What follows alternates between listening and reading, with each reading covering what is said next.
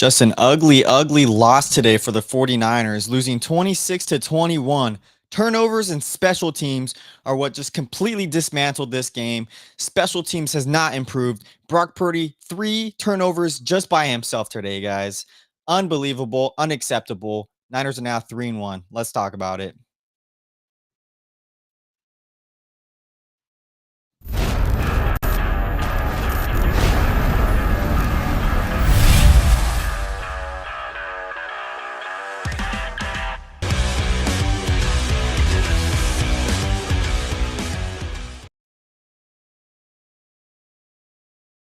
Welcome back, everybody, to the First and 49ers podcast. If you're joining in on Instagram, make sure to leave a like. Make sure you go down to YouTube as well, leave a like, comment, and everything, and just drop down your guys' initial thoughts, initial reactions to this game. My initial reactions to this game: Brock Purdy, is he really healthy? I don't know, but it's not really a it's not really, he shouldn't be using an excuse if he's not healthy. He had 3 turnovers today, guys, 2 interceptions, and the fumble that sealed the game for the Jaguars. He had that one that was just absolutely Jimmy G like, and then just special teams. Special teams has not improved with Brant Boyer, with all the signings that the 49ers have had. And just these two things in the whole aspect of this game is what lost this game for the 49ers, essentially. The 49ers defense without Nick Bosa was still hanging in there. Multiple 3-and-outs. They're trying to do as much as they can to let this 49ers offense actually perform for once, and it didn't happen. So once again, guys, thanks for joining Instagram. Thanks for joining YouTube. Leave your initial thoughts about this game. What are you guys agitated about in this game? For me, it's the 4 turnovers. The 49ers, you don't win any single game with 4 turnovers in this game. And I tweeted it out at the beginning. At the beginning of this game, in the first half, they had 2 turnovers. I said these two turnovers are going to be the reason why the 49ers lose. And it came down to it. They had 2 more after that, and they did lose for it. Purdy had 2 interceptions, 1 fumble that sealed the game for the Jaguars. If we want to go like step by step, play by play of how these happen, the 49ers had back-to-back turnovers. The first one was Luke Farrell, where he lost the ball on the peanut punch. So it was a good play by the Jaguars as a whole, but you got to be able to, secure the football. And that resulted in the Travis Etienne 48-yard touchdown to make it 7-3. And this was in, I think, the second quarter. And then the second turnover for the 49ers happened on an interception that was bobbled by McCaffrey and then intercepted. And the pass wasn't all that great from Brock Purdy anyway. It was kind of out in front. It was kind of high. And that was kind of the whole theme of today's game for how Brock Purdy played. He was throwing him high. He was throwing him late, and multiple passes. I was surprised he didn't have a third interception. I think it was to Demarcus Robinson or later in the game, where it totally would have been intercepted if Demarcus Robinson didn't get up there and catch the ball. So it was just bad overall for Brock Purdy, and he's coming back, from this turf toe injury. Do we know if he's completely healthy? It's not a excuse if he wasn't healthy, because quite frankly, he didn't look poised back there, and he hasn't looked good this whole season so far. This is only his second game that he's played. In the first game of the season, he had 2 turnovers. And then in this game, he had 2 bad interceptions as well. The first one not as bad as the second one in the game. But going back to the Christian McCaffrey bobbled interception, that resulted in an 89-yard touchdown drive for the Jaguars. So right off the bat, 2 turnovers resulting in 10 points for this game for the Jaguars. So should the 49ers be concerned about Brock Purdy's interceptions? I just brought it up. 4 interceptions in the past 2 games that he's played this season. It's kind of concerning, a little bit. Some of these passes, he's not looking like himself. He's not looking like the Brock Purdy that we've seen in the playoffs, in the Super Bowl season for the Niners. He's making these dumb mistakes. He's forcing the ball, or sometimes he's just flat out throwing the ball to the linebacker. And it was something that we've seen from Jimmy Garoppolo, throwing the ball in the middle of the field to a linebacker. And it's something to be concerned about if he doesn't learn from these mistakes. And we've seen time and time again Brock Purdy say, "Yeah, I know what I've done wrong and I need to correct it." Well, Purdy, you haven't corrected it yet. So it's an issue for the 49ers. It really is. And if it is something to do with the toe, you can say he did have a steel plated footing in his cleat today. And that's to protect from the toe injury, make sure it doesn't happen again. So that could be a reason why He kind of looked off his game. He hasn't played in 2 games, but at the same time, he had 2 interceptions against the Seahawks, one of them was a bad decision. The other one, I can't remember. I think it was a good play, probably. But Purdy, again, 2 interceptions, and then the game sealing fumble, Eric Armstead, getting his revenge on the 49ers there, which was just mad unfortunate for the Niners, man. And I don't know if that one you could completely blame Purdy on. He was looking down the field. It looked like he was about to go deep. I think it was Pearsall out there, Demarcus Robinson, going on a go route at the end of this game, and Purdy just didn't see him. He was kind of stepping up in the pocket, and then Armstead just stuck his arm out there, and stripped the ball out of Purdy's hands. So 2 interceptions for Brock Purdy today, 1 fumble. The other fumble came from Luke Farrell. That was the fourth out of the 4 turnovers today. That was the first one that happened. So it was just a bad day for turnovers. You're never going to win games when you have multiple turnovers, and your team isn't getting turnovers as well. Fred Warner almost had 2 interceptions in the game. It's like he was just so close, but he just didn't get it. Just the ball didn't bounce the 49ers way like it has, I feel like, the past 3 games for them. And yeah, it's just bad. The turnovers were just really ugly today for the 49ers. Starting in the third quarter as well, the defense, I mean, this is how many times the defense helped this team out for potentially winning this game. The offense had chances to win this game, but the defense in the third quarter, they forced a 3-and-out. This is at the start of the third quarter. The Niners are able to drive 73 yards for a touchdown. That was the Christian McCaffrey shovel pass to cut the lead down to 17-14. And then once after the 49ers score that touchdown, the Niners defense once again gets a stop. The Jags get to punt the ball. The third turnover happened when Brock Purdy threw it directly to the linebacker. It was the first play after the 49ers defense forces the Jags to punt the ball. That can't happen. And I talked about after the game with my dad. I was like, the 49ers defense have got their stuff together, even without Nick Bosa. And I'm going to talk about that later because it's a big issue how this defense is going to look the rest of the season. But they were giving this offense multiple opportunities to win this game. The defense were doing as all they could do. And the 49ers weren't able to do anything about it with the stop with the punt. And then Purdy right away, terrible decision. I don't even know where the ball was supposed to go. He throws it right to the linebacker, Devin Lloyd. And then the third turnover in the game, oh no, excuse me, the fourth turnover, like I said, it was the Purdy fumble. Armstead hit the ball out. But right before then, the 49ers had an opportunity to win this game because Jacksonville missed a 47-yard field goal. And if they would have hit that field goal, it would have been game over because they would have been up by 10 points. The 49ers wouldn't have had enough time to score 10 points. It would have been a two possession game. So turnovers are really bad.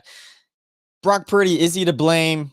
Yes, Brock Purdy's 100% to blame, and it's going into a short week now. And I talked about it. If he wasn't healthy enough to play this game, I think you start Mac Jones. The ball got tipped at the line. Are we talking about the second ball that he threw, the one right to the linebacker bands, 2,600? Even if the ball did get tipped at the line, though, like, who was he throwing? He threw it in the middle of the field. There was no receivers there. So I was just confused about that play. I have to go back and watch it. But I don't know. It's just infuriating with how the turnovers looked. And Mac Jones, honestly, quite frankly, looked better in these last 2 games. It was the one that got tipped. And do you know who the intended receiver was for that play? Because just looking back at that play, just watching it live, it didn't look like there was really a receiver in the area. I think I did see Trent Williams talk about it after the game, saying that the ball did get tipped, I think. And so he's putting some of the blame on the offensive line. And we're going to get into that too, because this offensive line hasn't played great, especially Trent Williams. I mean, he's kind of looking like a shell of himself. Multiple times he's gotten beat off the edge. Brock Purdy had to scramble. I think Purdy got sacked 3 times in this game or something like that. But aside from the turnovers that screwed the 49ers in this game, special teams has been the most talked about thing, I feel like, for this team since this offseason, since last season. We know how bad the special teams has looked. We know we cut Jake Moody. We got Eddie P. So we don't have to worry about our kicking, our field goal kicking anymore, our extra points anymore. But we have to worry about the rest of the special teams. They're a liability for this team. Brant Boyer, I mean, I think halfway through the season, you might have to talk about him getting fired. He hasn't improved this special teams at all. Multiple times, Jaguars, Saints, Seahawks, they've been getting punt returns, kick returns, extending the plays. And we had the Jaguars had an 87-yard kick or punt return in this game. In the second quarter, 32 seconds left, the special teams allowed a 54-yard return, and that resulted in a field goal. So right there, the special teams allowed basically 3 points because it was a short field for the Jaguars offense, allowing 3 points on that. And then in the third quarter, after Kendrick Bourne dropped it past 3rd and 9, it was a 3 and out. And then right after that, the Jags returned an 87-yard touchdown, and that made it 26-14. And so right there was another 7 points the special teams gave up. So the special teams gave up 10 points in this game today, guys. And, they always say you have to be good in all three phases of this game. The 49ers were bad in two of those. Their defense stepped up for the most part.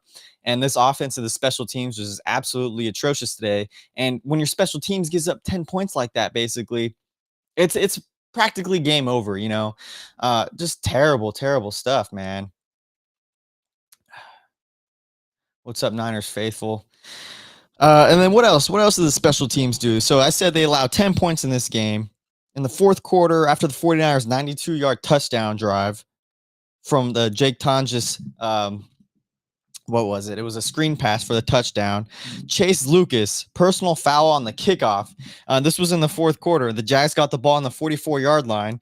And luckily, that would have been the 13th point that the 49ers gave up on special teams, because that was the drive where the Jags missed the 47-yard field goal. If the Jaguars didn't miss that 47-yard field goal, they would have put up 13 points, basically given up by the special teams because of that personal foul by Chase Lucas on the kickoff there, giving them that short field. On top of, I think it was a pretty good return as well. So these special teams is a liability for the 49ers. And if they aren't able to shape up, I mean, we're looking at a bad season for the 49ers as a whole. They look terrible today. They didn't look like the 3-0 team that they were the past 3 games. The Jags are a good team, great defense. The 49ers had opportunities to win this game with so much going wrong as well. And then they showed up at the end of the game, with the Eric Armstead fumble, and the 49ers didn't deserve to win this game, just how bad they played, how bad Brock Purdy played. It was not good. And you're paying the guy $53 million a year. The second play in the drive, in the potential game-winning drive, he allows the ball to get ripped out of his hands, in a crumbling pocket at that. You can't blame it 100% on Brock Purdy, but man, it's just infuriating. The special teams, this offense, multiple drop balls in this game as well, and just the inability to run the ball for the 49ers. And that's been an issue for the past 4 weeks now. Christian McCaffrey only had 17 carries for 49 rushing yards. Christian McCaffrey hasn't looked completely like himself. He hasn't looked like that elite runner that he has been in the past before his knee injury. He still looked good. I think he was the leading receiver for the 49ers today, 98 yards receiving. But the 49ers cannot get this run game going, and it starts at this offensive line. We've played some really good defenses the past 4 weeks now. But our offensive line just looks like it continues to get beat up at the line every single play almost. I mean, they're driving back our offensive linemen multiple times. They're allowing no holes to get open for Christian McCaffrey, for Brian Robinson, for the couple of times that he gets carries in this game. That's not winning football for the 49ers. Shanahan relies on the running game in order for the 49ers to win games. And we've gotten lucky. The past 3 weeks where we haven't really had to have this run game be super efficient for the 49ers. But when it comes down to it, if the 49ers, and it goes for a lot of football teams too, if you can't establish the run game and you become a one-dimensional offense, and that's what these defenses have been trying to do to the 49ers, and it's almost worked multiple times. The 49ers have kind of gotten lucky a couple times. I mean, overall, the 49ers did win those 3 games, but a couple times, if 1 or 2 balls didn't go the 49ers way, we could be looking at a 1-3 team, an 0-4 team almost. But these defenses understand that this offensive line is not really good at the run blocking for this team. And just like I said, McCaffrey only had 49 rushing yards, and that's not winning football for the 49ers. They have to rely on the run in order to win. You can't rely on Brock Purdy every single game to win you the game like this, because he's not that kind of quarterback, unfortunately. But then just the drops it was a just disgusting game as a whole. McCaffrey, I think, had 2 drops in the day. Kendrick Bourne had multiple drops on the day. And that can't happen. I think it was a 3rd and 9. I want to say it was in the fourth quarter where Kendrick Bourne dropped the ball. It would have been a first down. The 49ers, I think, had to punt after that, but drops, just bad day for the 49ers. And they have to clean it up because we're playing the Rams on Thursday night football, guys.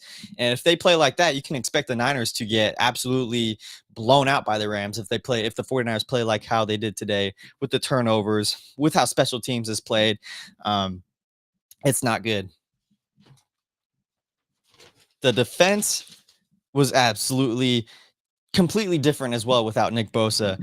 It's a drastic difference without Nick Bosa out there. We're not going to have him the rest of the season. Matt Mayoko, here's a stat here that's going to scare you guys. Without Nick Bosa today, there was no quarterback hits on Trevor Lawrence. There's no quarterback sacks on Trevor Lawrence. This is the first time that has happened since September 20th, 2015 versus the Steelers. Is the 49ers defense in trouble? Well, they were not able to generate any quarterback hits, any quarterback sacks in this game. I think the 49ers are a little bit in trouble. Yeah, for sure. You can't get any quarterback hits on Trevor Lawrence. He's not like Kyler Murray, you know. That's a big thing, and that's when the 49ers you have to start talking about. They might have to start looking for a guy to trade for maybe sooner rather than later. Now this 49ers defense is going to be in trouble if they're not able to generate any pressures.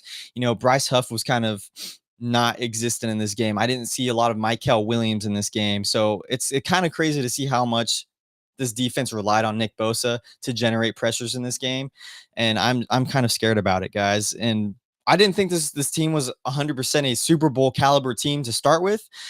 But, you know, it takes the 49ers defense and the 49ers team just down a complete level when Nick Bosa is not on the field. And it's going to take a lot if you want to try to somehow replace him or try to salvage this defensive line without Nick Bosa. So I don't know what they're going to do there. The 49ers are going to have to look for a potential trade candidate. Look at some teams that are 0-4 now at this season. The pass rush was absolutely trash. Wesson Boy _86. You know, I agree. I just said the stat right here. I don't know if you heard, but there's no quarterback hits on the day, no sacks in the game.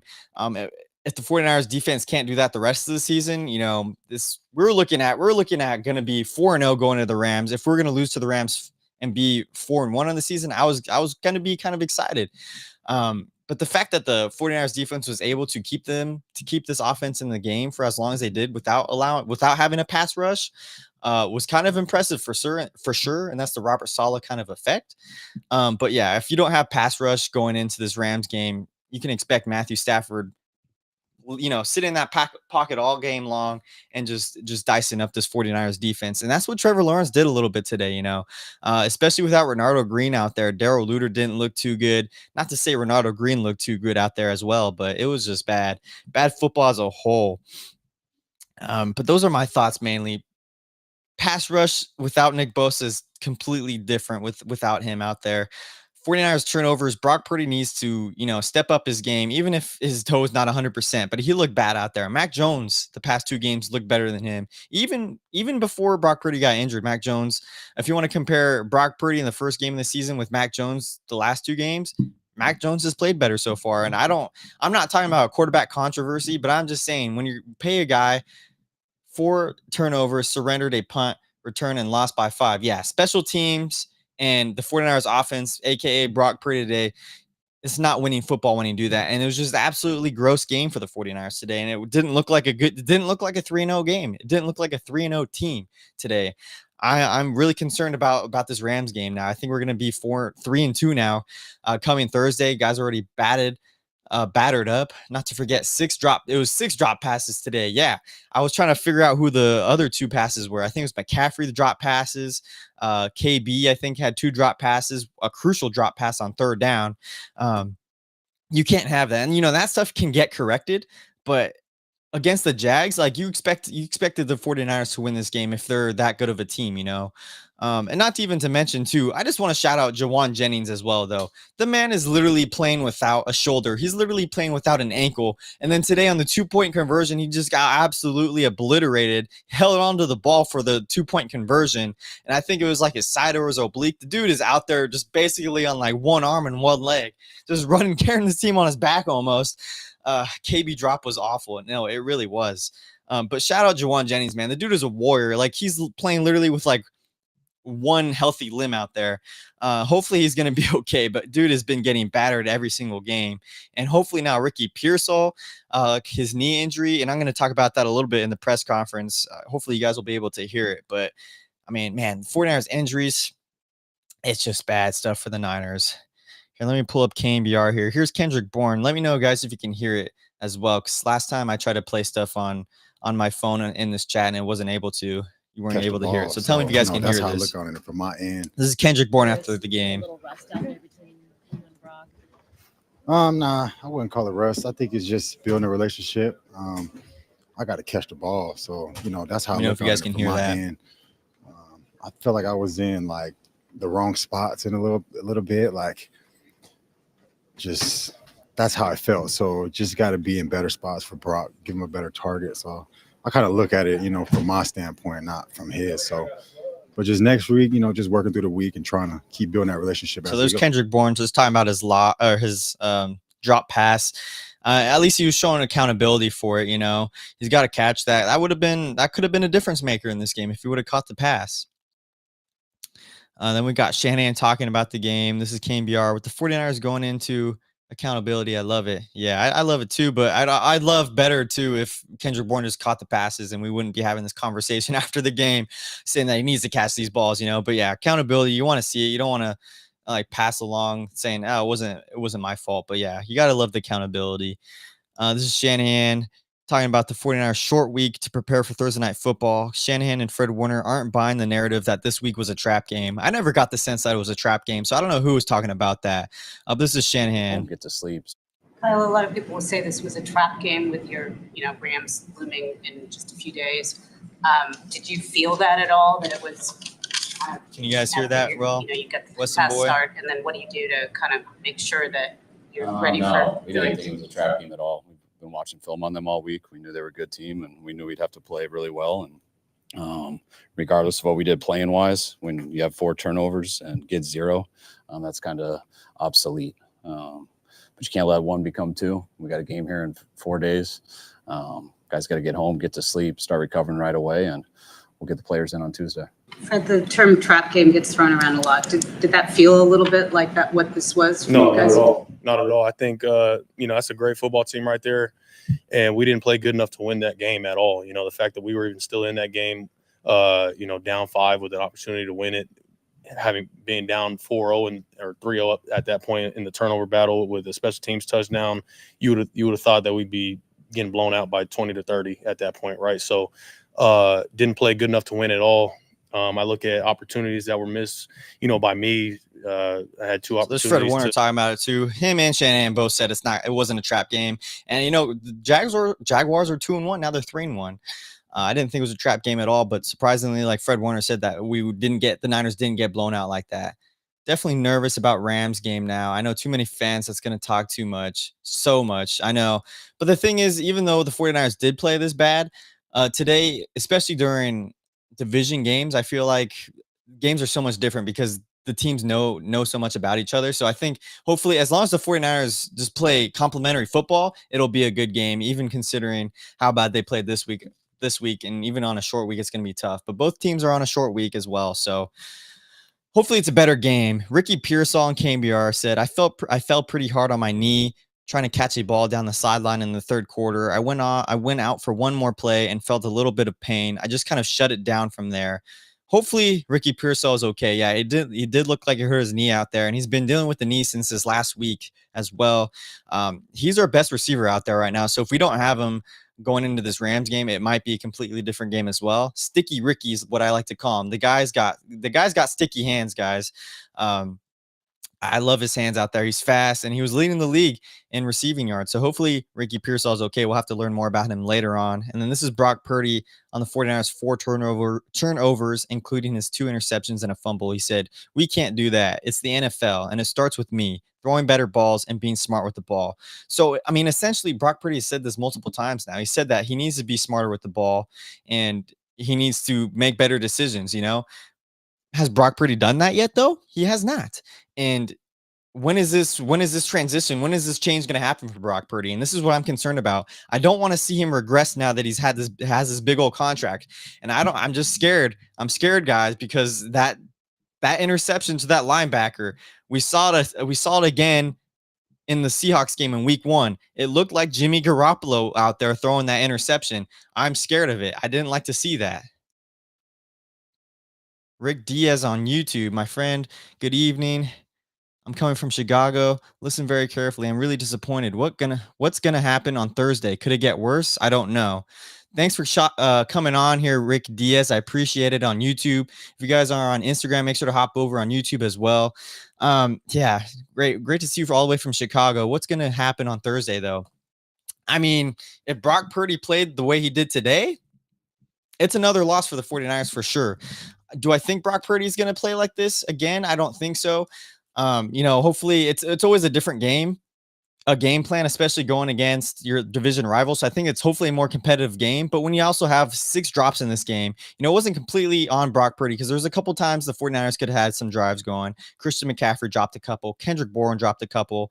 But this defense really did keep the 49ers in this game. But Brock Purdy can't be making these dumb decisions, the 2 interceptions, the bad passes, a ton of passes that were overthrown multiple times, So I don't think it could get any worse than it did today, than it looked today. I think the 49ers are going to be really, they're going to hone it in, especially for this Rams game. But it's going to be tough on a short week. Do you think they should start Mac Jones? What's your opinion? I think the 49ers should have started Mac Jones for this game on Sunday against the Jags. But, I mean, I saw some video. I think they didn't start Mac Jones because I think even Brock Purdy saw it too. In practice, Mac Jones was limping out there because he's dealing with a little bit of a knee injury. So I think out of the 2 quarterbacks, Mac Jones was not as healthy as Brock Purdy. And I don't think Brock Purdy is completely healthy at all either. I think that kind of showed out there on this Sunday, but I don't think you start Mac Jones against the Rams. I think he's not as mobile as Brock Purdy, especially if he's dealing with his knee injury as well. Brock Purdy, and we saw the offensive line. The offensive line for the Niners isn't all that great. So if you want a quarterback out there that gives you your best chance, you go with your guy that he's healthy enough. Brock Purdy's healthy enough. And I mean, you go from there. Hopefully Brock Purdy makes better decisions, but yeah, I don't think you start Mac Jones, especially against the Rams, because that's just too good competition for Mac Jones. I think I would have started Mac Jones on this Sunday though, if I had a choice, because then you had Brock Purdy on that extended kind of weeks of rest, and then you started him for the Rams game. But that was just my opinion. You're right. You have not done it. And the guy to pay him so much money. I was afraid this is going to happen, and it happened. Yeah. I was kind of worried about it. I was hoping Brock Purdy was going to play a lot better than he did today. Weston Boy on _86 on Instagram. He just needed to knock the rust off. He'll be better. I hope it is that too, because that's true. He's only played week 1, Brock Purdy. He was at the last 2 games, and a toe injury too. Like, I know from kind of experience dealing, I was a pitcher in college, so I just dealt with I rolled my ankle playing basketball, unfortunately, with my baseball team. So this kind of whole year, I was kind of dealing with that a little bit, and not to blame my performance on it at all, but you feel a little different, especially because your feet and everything, that's your balance points. That's how you're going to throw the ball. And if you don't feel 100% comfortable, you have to kind of adjust the way you throw and everything. It's going to sometimes make a difference. So hopefully Brock Purdy, his toe is going to feel better. And they said they had a metal sheet under his cleat, so his toe wouldn't bend backwards. So that could be a thing as well, that kind of feeling, not feeling that same ground under his feet, I guess you could say, when he's throwing the ball. And that could have resulted in some of the overthrown passes that he had today. But I don't know. I hope Brock Purdy plays better this Thursday.